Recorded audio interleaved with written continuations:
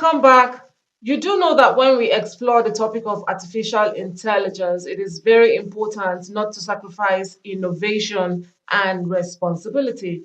Our discussion is going to be tailored along that line. Let's meet my guest, an artificial intelligence personnel and expert, if I dare say so, Pastor Idorenye Blankson. Thank you, Good Mega. morning. Good morning. Welcome to the show. Thank you It's for good to having have me. you. It's good to be here too. All right, let's start by taking a look at some of the potential, areas in which AI, artificial intelligence, can enhance lives and the benefits of it in the first place. Okay, so generally speaking, artificial intelligence has come in to make developmental processes faster. So, for instance, before now, people used to spend lengthy hours in writing, but with AI, writing has become, with a snap of the finger, easier. And so it has also enhanced research. It has also enhanced thinking. It has also enhanced productivity. So you can see that if I needed to put together some thoughts, I would only consult AI on with my string of thoughts, and it can help me put it together. And so you can translate that into every other innovation that is vetted by AI. It is happening at the speed of thought. Why? Because the machines are already trained with all the informations that you would Mm, need to gather. And so when once you come, it is pulled out from an already trained system. That's how AI is mm, activating. interesting. Now, Yeah. how can we ensure that these systems are, transparent, explainable, and fair in all of their decision making? Okay, so left to itself, it will not be fair, but people must raise advocacy, people must raise policy, and then policymakers must take the front seat in regulating what is done with AI. So, for instance, we come from the standpoint of research. Research was way difficult before now. And so researchers would have to go months, weeks without getting their research together. But now with the advent of AI into the system, you can see that research can be done at the snap of the finger. However, you will need to regulate how much research information people get from AI.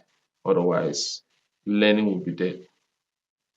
Learning will be there will be no motivation to learn, Mm. because why should I read a long Epistle. episode when I can in a second write an entire thesis?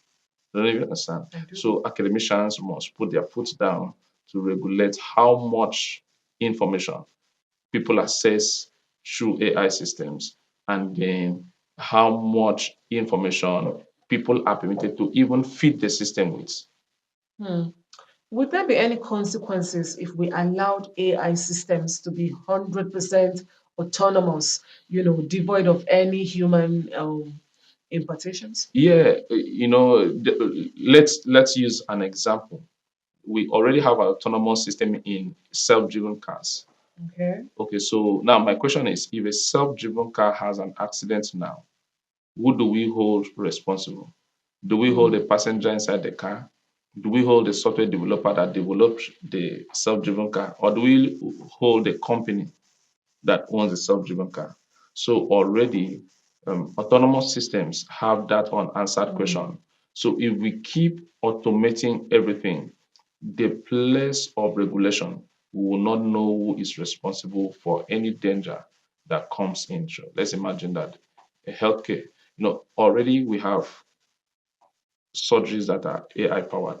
Oh, wow. Yeah, we have surgeries that are AI powered, and we have do they call it bloodless surgeries, where you can take out a significant tissue from the body without cutting through the Without body. cutting through. Yeah. So now, if we automate that and allow it to run on its own, who will take responsibility for what goes wrong?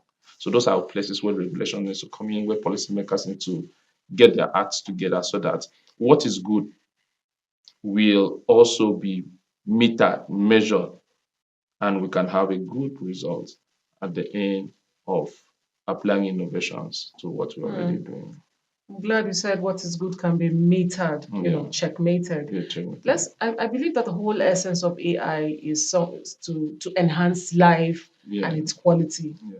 All right, so let's take a look at cybersecurity, for instance. How can AI enhanced systems help to enhance cyber security, and guard systems from cyber attacks? Okay, so generally the AI system is created to power our thinking a million times faster than and easier than what we would have done generally or regularly. So a link is sent to you, it looks like the real link. You will not detect. It is a trained system that can now help you, assist you in checking that link and saying, this is fraud. This is something that will give you away. This is going to steal your data. That's one part. Okay. So AI can help you detect links, information sent to you, and quickly detect what is spam and what is not spam. So you can see that emails come into your email. There is a system that can filter your emails and say you don't need to see this is spam. Takes it to a spam mail. This is important. Puts it there. That is one part. And again, you see, But you would have put those systems in place yourself. yes, the system is already automated to help you do that. Okay. Now that's how AI is helping in cybersecurity. However, people are also giving themselves away by feeding information into AI systems, which creates a breach to their security. Yeah. So I want to create something. So I now feed all my information into a system. And then someone at the back end can draw out those information and use it against you. So Wow. it's a two-way traffic. Don't feed too much information into an AI system that is private. And also, AI can help you detect information that is coming to you that is designed to steal your security. Interesting. Yeah. Now, some workers have felt threatened. I am a worker and maybe I do feel threatened. Yeah. Let's look at how we can balance the workplace, the ethics of the workplace and our genuine innovations as workers. How Yeah. can we have a healthy interaction with AI, in a system where everybody is safe and protected? Okay, so for me, I will encourage upskilling, reskilling, and reskilling. You know, an era has come, whether we like it or not. And everything we used to sweat to do before now has been simplified. And so it creates a vacuum for more skilled workers to come into the scene. So there is a need for someone that can create more solutions for AI. And so there are a lot of vacuum. Instead of looking at it from a threatened perspective, I would like workers to look at it as an opportunity to learn something new and upscale. We will never miss this narrative that in the days where computers were coming in, people were still stuck with the typewriter and then they were phased out because we're not going back to the typewriter. We were going on with computer to computer to computer. So AI has come. It is not coming to take your job. It is coming to make your Enhance. job easy. Okay. So if you rescale, upscale rather, reskill, and learn new opportunities that are open to you, you will never feel threatened. In fact, like I said, look at it this way. Your present day capacity can help you do a certain job. With AI, you can do that job maybe 5 times of such More job effective. more effectively at the same time given to you. This is interesting. We'll take a short break, and when we come back, there is a lot more into this insightful discussion. Please stay with us. All right, welcome back, and thank you so much for being a part of this discussion that borders around the application of artificial intelligence. Pastor Blankson, let's take a look at the concept of deep learning. How we can apply AI in the areas of image recognition, real image recognitions, and of course, applying the real language. That's just some examples. What can you tell us about that? Okay, so deep learning and image recognition, it's already a concern in the United Kingdom because there are AI systems set already that can recognize your face as you're Mm. walking through the streets. And I think it is deployed for security. But then people are also concerned about privacy, if it is already affecting their privacy. Sometimes ago, Facebook had deployed deep learning in facial recognition. So you would take a picture with someone in Kaduna, for instance, and then someone in Nasarawa can tell that you were in Kaduna because AI will tag you to that picture once your face is there, Mm. whether you gave your permission or I not. think something like that is already happening on Facebook. Yeah, Facebook already did that, but they had to tone it down. In fact, I think at the point they had to take it out because it was infringing with people's privacy. So Okay. yeah, so you can uncover. I liked it as a means of checkmate for Well, me. yeah, yeah, you will like it, but there are other people who want to quietly appear in a place Okay. and leave without Okay. Okay. blowing the alarm. Okay, Okay. so deep learning is good, facial recognition is good, it's good for security, but then it also gives away people's privacy. Mm. Yeah, so those are the two things that needs to be checked as I am deploying it for security. I should also look at people's privacy in the same thing. Would there be any bias involved in all of these artificial intelligence applications? And let's talk a little bit of let's talk about that. Yeah, yeah. So there will be a bias. Presently, there is a young man from Nigeria who is already he's going everywhere around the world. He's been a guest to the White House media because of bias issues. Why? Let's begin from medical science. If you notice, medical science have all the images of a human body coming in a white person's skin.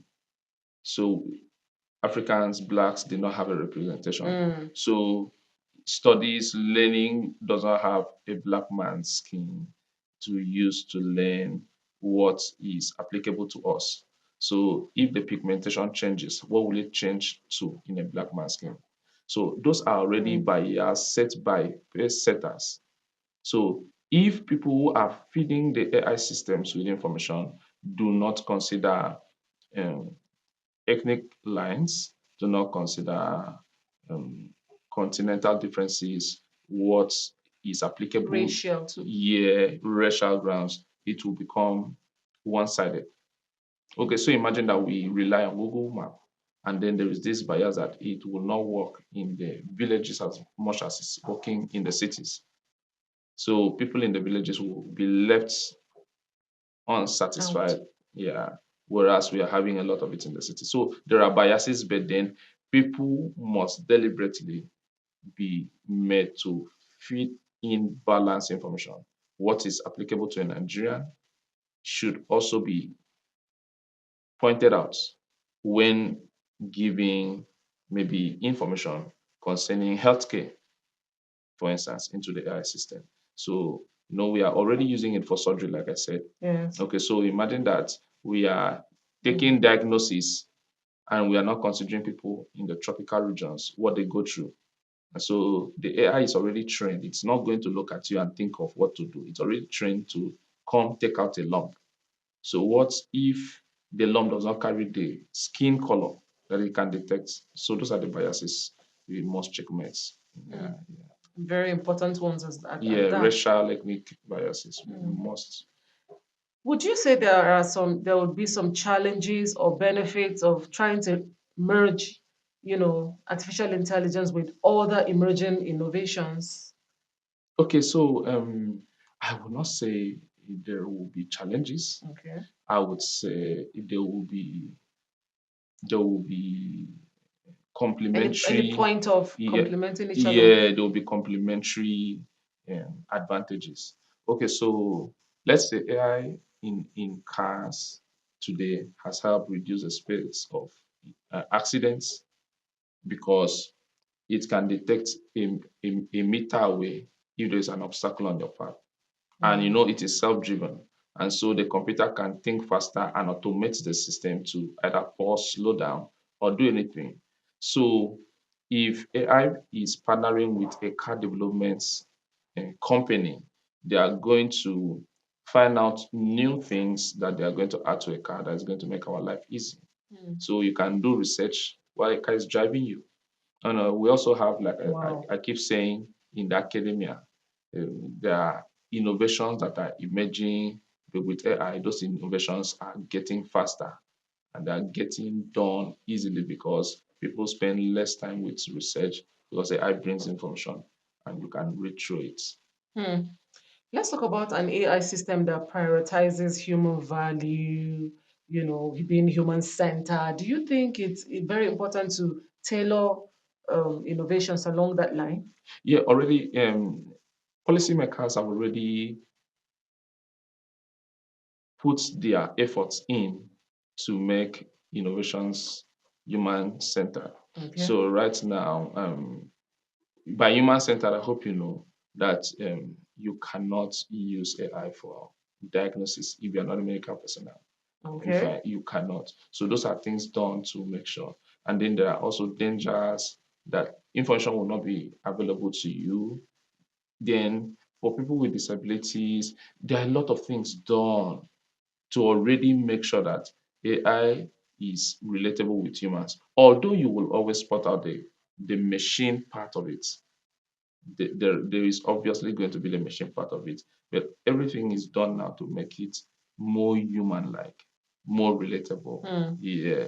So AI systems have been toned down recently to become compliant with human beings. Hmm. That's it. Thank you very much. Yeah. The AI is certainly an innovation that we need to embrace. We need Yeah, to, we need we to need to, embrace. we need to upscale This is it. the size of it. This is the much time can permit us. Thank you so much for coming and Thank you educating for us on the having show me. this morning.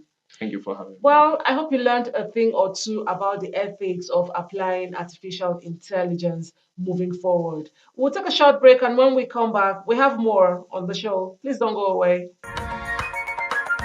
All right, welcome back. And it's so good to know that you are still tuned to Good Morning Abuja. Well, the United Nations 15 days activism against sexual and gender based violence is, of course, ongoing, and we will not be left out. So, the next discussion is centered around goal setting and goal getting for survivors of gender based and sexual violence. Let's meet my guest, who is an advocate in that regard, Surveyor Alapa Gold. Hey, Good thank you so morning. much. It's good to have you here. Yeah, thank you so much. Thank you so much for Auntie. coming. Thank you. Before we go into the real goal setting and actual goal getting, let's x-ray some of the most common forms of abuse and how it can be recognized from a distance. Okay. Gender-based violence and its abuse is not just a women-related issue, but a societal issue that that puts fear into the girl child, our sister, our mother, the right to the dignity of our mothers, the right to education, the right to live freely and have equal participation in societal development.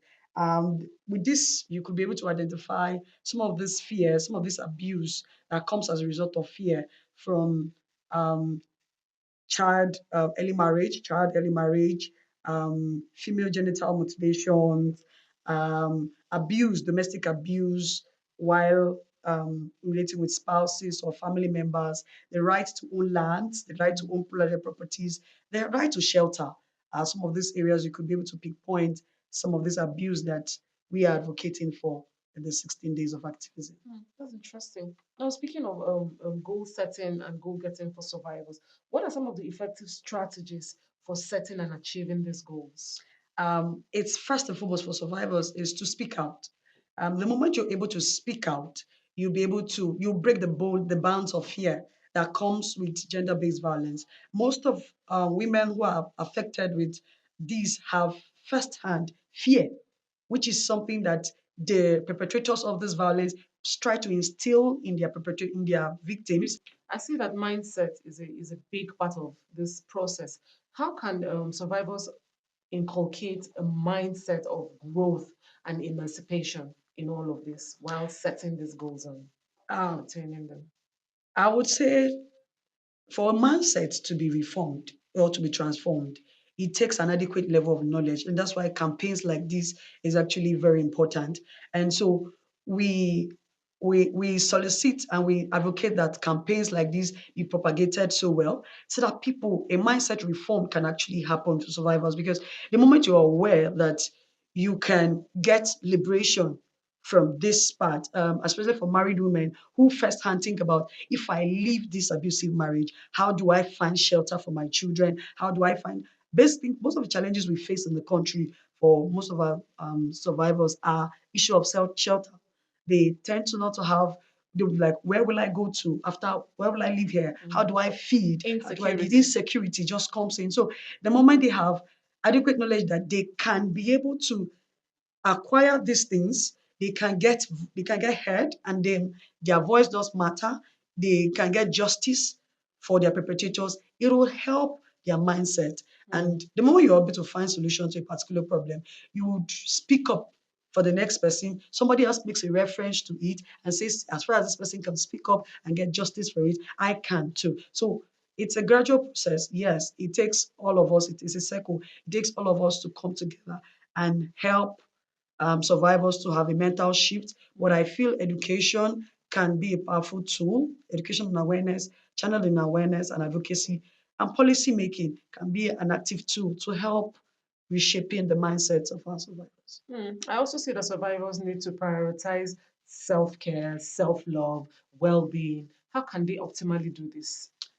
Yes, the moment you're aware that freedom is coming tomorrow, Mm. it helps your mental framework to adjust to advocating to I can go to a hospital and get checkup and get attention.